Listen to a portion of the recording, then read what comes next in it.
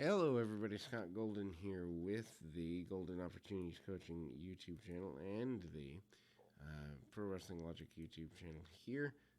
We are fast into our All Star Wrestling series. This is the March 20th edition of 1976. Love this stuff from before I became a fan. I wish there was stuff from the dawn of television.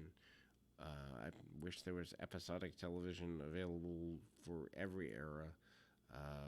Before I became a fan, I think I would learn so much, and the psychology of wrestling was so much better back then than today. Obviously, if guys and ladies cared about psychology as much as the previous generations did, I think to a degree, I think there'd be a better wrestling world overall in a lot of ways. Anyway, as we move forward into things here, certainly, the referee Dick Worley is a big part of kind of that moving forward, and that's kind of there. We obviously this show hosted by Vince McMahon and Antonina Rocca. McMahon conducting ringside interviews with tag team champions Luis Cerdan and Tony Parisi is here as well. Executioners with Captain Lou Albano defeat Pat Barrett and Johnny Rivera 6:45 when Rivera was pinned following a stomp off the top. And again, the Executioners, I'm pretty sure at this point, are Killer Kowalski and John Studd, later Big John Studd. Just amazing to me that in fact you have such a go there, and all the wonder that is here. And it's, to me, it's interesting in the sense of obviously several tag teams, 20, actually maybe even more than 20 by the time you got through it. But I think the announced was 20 by Captain Lou Albano, guided the tag team championships over the years. And without a doubt, the Executioner's a big deal here. Masks in Blue, in just an interesting run. Albano's team remains always in control throughout the majority of the match, and remains that way. Throughout the era. I mean, Lou Albano for that 10-15 year managerial period, probably one of the most influential managers in wrestling history, and so just amazing in that regard there. Without a doubt, certainly something to continue to be interested in, concerned about, and all that good stuff. Anyway, lots of brawling and punching and kicking by the Executioners. Obviously, Executioners both well over 6 foot, and they use a certain level of power maneuvers and dominance in that way.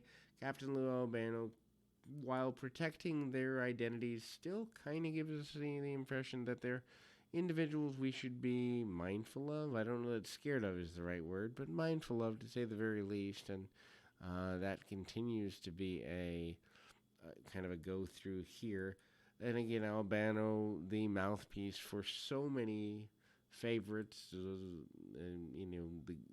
Think of it this way: the guy that finally defeated not Lou, but Bruno Sammartino is given here. Lots of overpowering stuff, and I mean this stuff is what, nearly 50 years old, and just thinking about the wonder that is all that comes with that, and 45 plus years old, and footage holds up pretty well. One of the enhancement talents here has the difficulty getting into the ring, and Albano tries to kind of not mock the guy, but kind of keep on it. And pretty good double teams by the Executioners at the time. Big double backdrop and getting the victory soon thereafter. And the cutoff of the ring, as is needed and wanted by tag team wrestlers around the world, regardless of their location, for the purposes of making a team look like a team, is done here. Captain Lou Albano very happy with the usage of his individual's run there. We move to the next in the series of matches on this particular program. That moves on to Johnny Roz and Frankie Williams, 6-13. Johnny Roz victorious. Roz, of course, a guy who trained so many from Matt Stryker to Bubba Dudley to Tommy Dreamer to all sorts of guys. Roz, a tough guy, managed to test guys out, punch kick style, but at the same time, everything he did looked legitimate and snug. You'll see guys kind of pull back for punches, but again, it's the air of illusion. If fans can't see what you're doing, and this is what most people don't understand when it comes to the wonder that is the sport. If a guy can't imagine what you're doing, or a lady in the crowd or a kid can't imagine what you're doing, then they're not going to take you seriously. Top rope stomp and then a leg drop from Roz. Roz gets the victory there and is willing to go back to the top rope if needed. Roz is dominant throughout. We then see an interview with the tag team champions, Parisi and Cerdan. They are willing to take on any and everyone. The belts with the green straps at this point looking pretty good. Then we go to Freddie Blassie. Classy Freddie Blassie is your, leader, for lack of a better term, here. As we see guys get into a position, obviously managerial leader would be an even better term, but anyway, Blassie leading his charge, and there's always seems to be somebody new for Blassie to lead and deal with at that level. This time, though, Pete Sanchez defeating Skandor Akbar with Fred Blassie by disqualification, just under 4 minutes, when Akbar tries to catch his man off the top rope. Of course, for most people, Skandor Akbar name synonymous with Texas wrestling. I did not know until preparing for this particular series or this particular run, that Akbar had wrestled in the WWF at the time, 1976, 77. I wish there were more complete access to the archives of the 70s, because I think 70s might have been a time when wrestling was beginning to find its balance between show business and actual combat. Anyway, Babyface fires up pretty good here.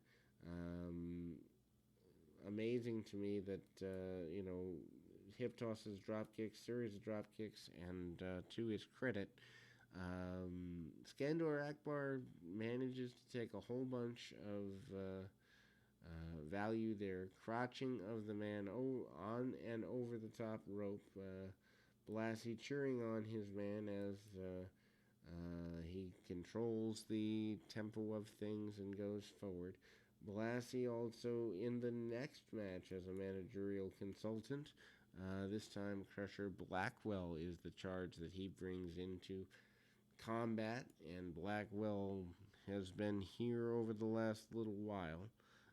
Kevin Sullivan defeats Crusher Blackwell with Freddie Blassie via referee decision. After the bout goes 10-minute time limit midway through the bout, Blassie is ejected to the backstage area by security. Interesting to see that would even occur. Of course, Blackwell is a guy who I assume they were bringing to a higher level. Ultimately,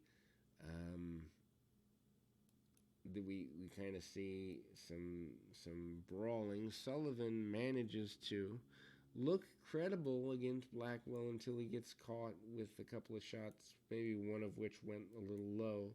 Blackwell punch kick, doesn't have the ability to do a whole heck of a lot. Big kick out after Sullivan gets a near fall.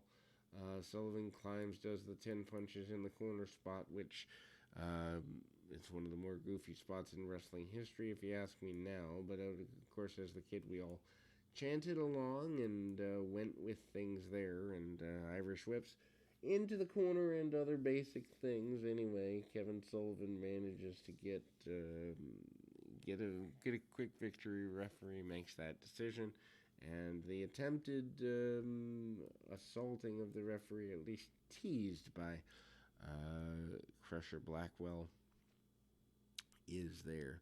Anyway, we go to a short, I wouldn't even call it main event, I would say match positioned in a main event position that's never allowed to get off its feet, in the sense of running for about 2 minutes before there is interference by none other than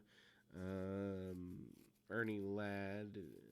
Ladd interferes, and Tony Parisi, Louis Sardane come out to make the save, and Bobo Brazil is interviewed at ringside. Of course, the match itself, Bobo Brazil and Bugsy McGraw, running about 2.5 minutes. Looks like Brazil could have had things without the interference, but Bobo, a mainstay in the area at the time, or at least coming through on a consistent enough basis. In any event, that will close us for today. We'll be back with more right after this.